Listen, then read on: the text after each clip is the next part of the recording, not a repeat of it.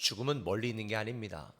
바로 우리의 코앞에 있습니다. 죽음은 항상 내 옆에서 대기 중입니다. 어느 날 부고의 주인공이 여러분이 될 수도 있습니다. 그런데 죽음이 이렇게 우리 인생의 끝이라면 얼마나 허망합니까? 하지만 죽음은 끝이 아닙니다. 죽음은 영원한 삶의 시작이고 영생으로 우리를 나아가게 만드는 출입문입니다. 막달라 마리아는 예수님을 굉장히 사랑했던 여인들 중에 하나였습니다. 그래서 안식일이 지나고 이른 새벽 예수님의 무덤에 달려갔습니다. 그런데 갈 때부터 울고 있었어요. 왜냐하면 죽으면 끝이고 예수님의 무덤에 갈 때 얼마나 비통한 마음이 생기겠습니까? 그런데 마침 무덤에 도착했을 때에 한 천사가 말에게 나타나서 이렇게 말하죠. 천사들이 이르되 여자여 어찌하여 우느냐. 이르되 사람들이 내 주님을 옮겨다가 어디 두었는지 내가 알지 못합니다. 왜? 무덤이 비어 있으니까. 이 말을 하고 뒤를 돌이켜 보니까 예수님이 부활하여 이 여인 뒤에 서 있는데도 이 여인은 예수인 줄을 알지 못하더라.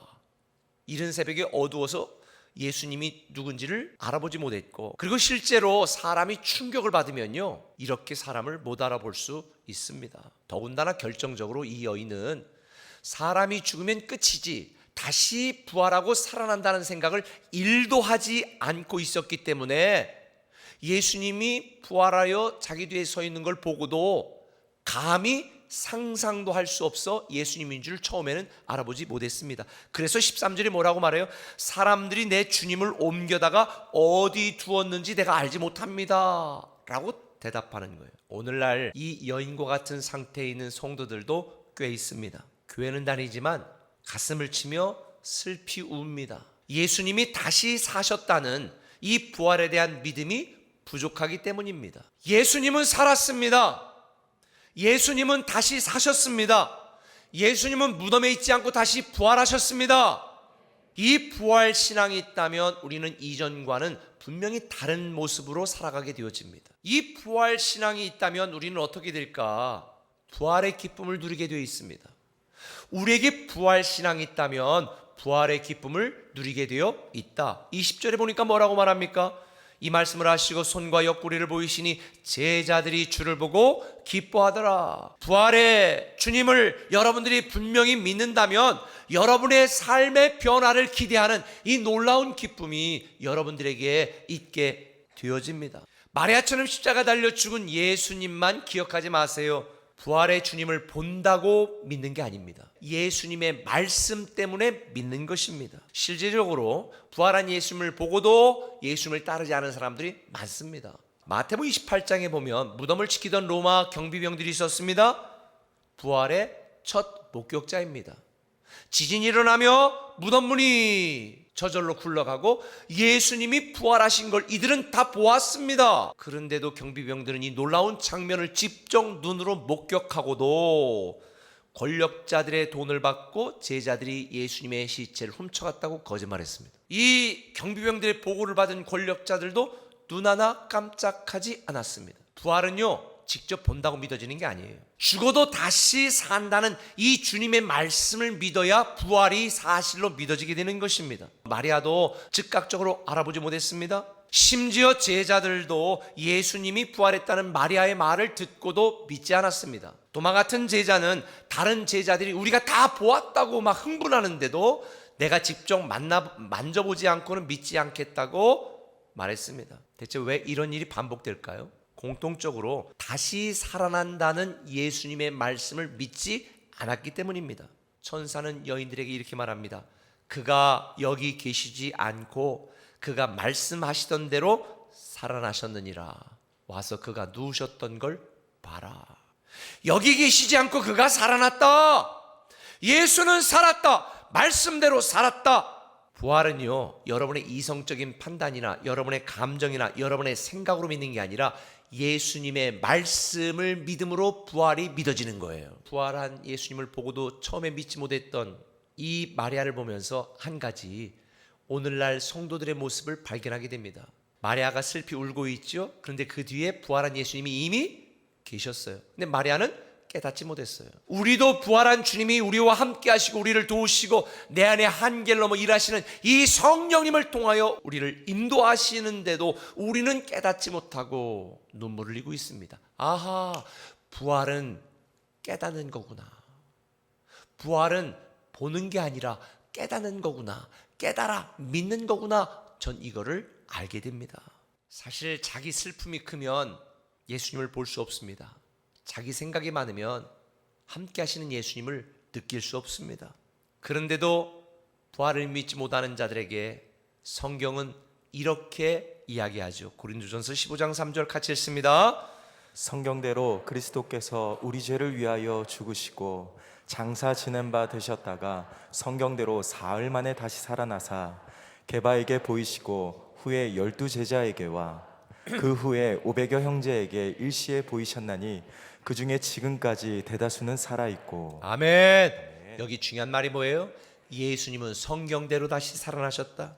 12 제자뿐만 아니라 500여 명의 제자들에게 일시에 보이고 그 중에 아직도 살아있는 자들이 있다 라고 당대에 부활을 믿지 못하는 자들에게 말씀대로 부활을 믿으라고 강조하고 있는 것입니다. 그런데도 도마처럼 여전히 의심하고 있는 분들이 많아요. 그래서 예수님은 도마에게 이르시되 내 손가락을 이리 내밀어 내 손을 보고 내 손을 내밀어 내 옆구리에 넣어보라. 그리하여 믿음 없는 자가 되지 말고 믿는 자가 되라. 너는 나를 본고로 믿느냐? 보지 못하고 믿는 자들은 복되도다. 할렐루야. 예수님의 부활은 역사적 사실이기에 믿어야 한다. 이 김학철 연세대 신학과 교수가 설명한 내용인데요, 역사적으로 일어났던 사실을 믿는 방법이 있어. 그리고 증명하는 방법이 있어. 일단 역사적인 사실이 아니라고 가정하고 증명하는 방법이 있어요. 예를 들자면 이런 거죠. 이순신 장군은 실제 인물이 아니고 이거는 허구고 조선시대의 역사학자가 만들어낸 일일 뿐이다 라고 가정을 하는 거예요. 가정을. 그리고 이 우리 임진왜란에 일어났던 승리와 이런 역사들을 증명을 해나가는 거예요. 이제 그걸 증명하기는 굉장히 어렵습니다. 그럼 이제 반대로 그걸 인정해 보는 거예요. 그걸 인정하고 이제 증명을 해보는 거예요. 그럼 결론은 뭐예요? 아, 사실이구나. 예수님은 실제 인물이 아니고 예수님의 부활은 거짓이다 라고 우리가 한번 가정을 해봅시다.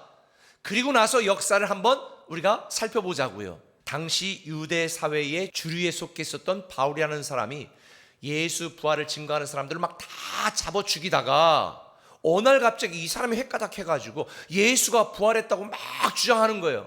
너 입 다물어. 그리고 감옥에 갇히고 목을 잘라 죽였는데도 계속 예수는 부활했다고 증거하는 거예요. 그거 하나 걔가 좀 미쳤었구나. 이렇게 우리가 그냥 치부해 버리자고요. 그런데 예수님이 십자가에 달려 죽었을 때에 예수님을 저주까지 하고 도망쳤던 모든 제자들, 어느 날 예루살렘 한복판에 나타나 예수는 부활했다고 증거하는 거예요. 어떤 사람은 제자들이 집단적으로 착각했거나 속이고 있는 거지 거짓말에 목숨 걸 수 있는 사람은 아무도 없습니다. 예수님은 살았습니다. 예수님은 다시 부활하셨습니다. 그 예수님이 저와 여러분에게 오늘 이렇게 말씀하십니다. 예수께서 이르시되 나는 부활이요 생명이니 나를 믿는 자는 죽어도 살겠고 무릇 살아서 나를 믿는 자는 영원히 죽지 아니하리니 이것을 내가 믿느냐? 예수님이 죽었다 다시 살아나신 걸 믿는다면 우리도 영원토록 산다는 이 사실을 여러분 믿습니까? 예수님은 살았습니다. 저는 이 부활주일에 여러분 모두가 예수 그리스도의 부활을 믿고 다시 여러분의 믿음도 예배도 신앙도 섬김도 헌신도 다시 부활하기를 예수님의 이름으로 축원합니다. 그렇다면 우리는 부활의 소망을 전하게 되어 있습니다. 21절에 예수께서 또 이르시되 너에게 평강이 있을지어다. 아버지께서 나를 보내신 것 같이 나도 너희를 보내노라. 어디로? 부활을 모르고 살아가는 사람들에게 부활의 소망을 전하는 자가 되라고 말하는 거예요. 맥스 루케이도의 부활의 주와 함께 살라는 책에 보면 이 루케이도 목사님이 미국의 한 공원 묘지를 방문했을 때에 본 이 묘비명을 소개를 합니다. 무덤의 주인은 그레이스 루엘린 스미스였는데 출생 연도도 사망 연도도 적혀 있지 않았다. 오직 2명의 남편 이름과 다음과 같은 문구뿐이었다. 잠들었지만 쉬지 못하네. 사랑했지만 사랑받지 못했네. 주변 사람들을 기쁘게 해주려 했지만 본인은 기쁘지 않았네. 살아있을 때 그러했듯 죽어서도 혼자라네. 그런 분들이 너무 많아요. 우리는 그런 분들에게 이 부활의 소망을 전해야 되지 않겠습니까? 예수 믿고 부활의 기쁨을 소유하라고, 예수 믿고 영생의 소망으로 다시 힘내고 살아가라고, 우리는 이 부활하신 예수를 전해야 되는 것입니다. 말씀 맺을게요. 나를 보고 주변을 돌아봐도 죽을 일이 쌓였습니다. 낙심하지 마십시오. 예수님은 살았습니다. 우리 사람의 죽음은 라스트가 아니야. 천국으로 가는 넥스트입니다. 저는 이번 부활주일 괴로운 상황과 힘겨운 상황 속에 있는 여러분 모두에게 부활의 기쁨이 넘치기를 축원합니다. 그리고 이 부활의 기쁨을 소유한 저와 여러분들은 이 부활의 소망을 전하는 부활의 증인이 되기를 예수님의 이름으로 축원합니다.